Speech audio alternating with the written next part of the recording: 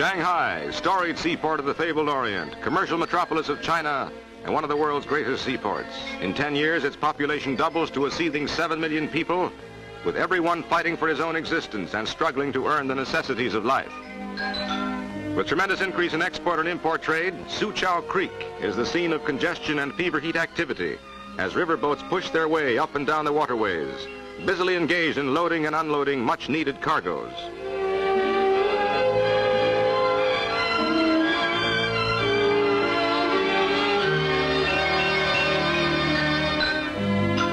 For the native boatman, it is much work and little rest, even when it comes to clearing the deck. Sharpened by 8 years of war, China's demand for goods from abroad grows in leaps and bounds as imports exceed $300 million a year. There is movement everywhere, no standing still, as official China struggles to come home amid chaos which sweeps over the nation's 4 million square miles and 450 million people. Countless barges laden with baled cotton crowd the Wangpu River, and the going is slow and toilsome.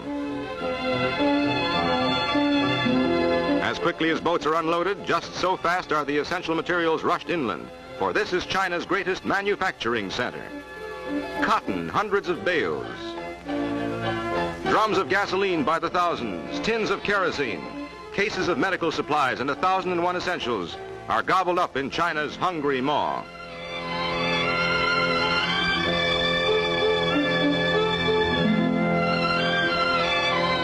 Keeping pace with the increasing volume of imports is one of Shanghai's ever-present problems, as these imports double month by month.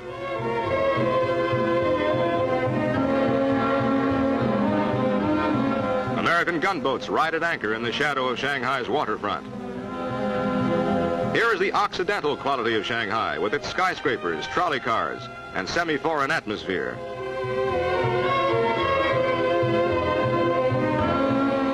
With leaders striving to stem China's constant economic chaos, Shanghai bulges with milling crowds, vehicles of all sorts, and the familiar rickshaw.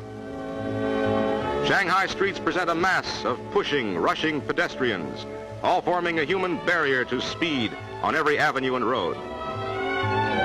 As the population continues to soar to unbelievable heights, so too bounces the cost of living to more than 5,000 times pre-war levels.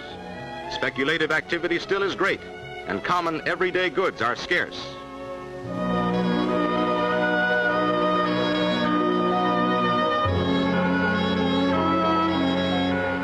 Although manufacturing gradually gains momentum, the makers of crude wooden shoes still ply their trade, sure of a market from those fortunate enough to have the necessary purchase price.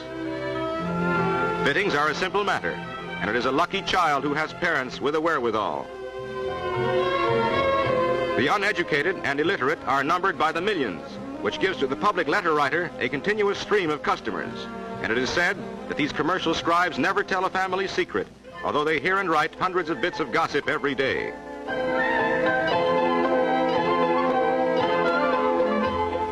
Openly vending their smuggled or pilfered goods, the black marketeers are one of the big problems for Shanghai civic leaders. Handbags for the ladies,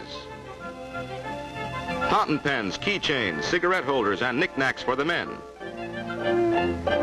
Nylon stockings, all sizes and shades. Watches and jewelry for those who can afford them. Perfumes and cosmetics for the ladies. And canned goods by the thousand. Canned vegetables are much in demand, as even the black market prices are lower than those asked by the farmers who struggle to grow fresh vegetables and laboriously cart them to the marketplace. Also in this conglomeration of black market goods are hundreds upon hundreds of packages and cans of GI rations, all selling to eager buyers at a fairly low price. Another problem causing great speculation in this vast city on the west bank of the Yangtze River is the low value of the Chinese dollar. The wealthy speculate with gold articles and gold bars when the price of gold is right. Then when gold goes down, they buy it back. When these scenes were filmed, the value of the Chinese dollar had shrunk from 2 to 2,000 for $1 American money.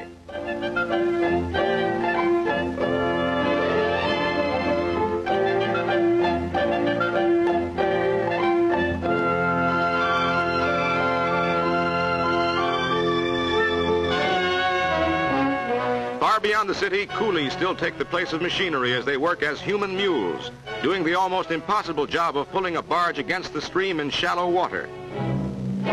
Hundreds of pulling, tugging coolies perform these body-breaking tasks each day, seemingly against all laws of nature that demand a sufficiency of proper food. The diet of these men is mostly rice, and as a luxury, a bit of green vegetable or fish. To the native, rice costs a small fortune in Chinese dollars, and the price of a pound of beef is almost prohibitive. The bare necessities of life are very expensive, and the influx of thousands of people does not help the serious food problem in Shanghai. Nevertheless, these coolies survive, and in a continuous line laboriously transport steel for China's mills, pipelines, electrical, mechanical, and chemical equipment for its industries, and huge logs for its factories.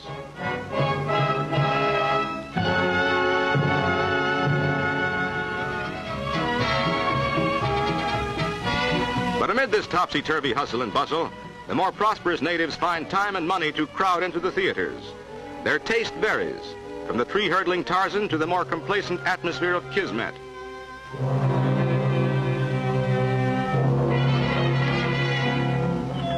However, the Orthodox prefer the native Chinese theater, and there are several in Shanghai, where they have their own stars and favorite performers.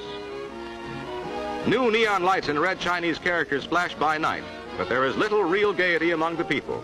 Restaurants and cafes are crowded, and dancing to modern band music is the favorite pastime of Shanghai's cafe society. Although the men dress in Occidental fashion, these women stick to their Oriental gowns of genuine beauty. Every day, thousands of people come to Shanghai only to be faced with a housing shortage and absolute lack of living accommodations, while other thousands seek to migrate to nearby cities and towns less crowded. At every hour of day and night, hundreds stand in line at the North Station Railroad ticket office, hoping to purchase tickets to outside points.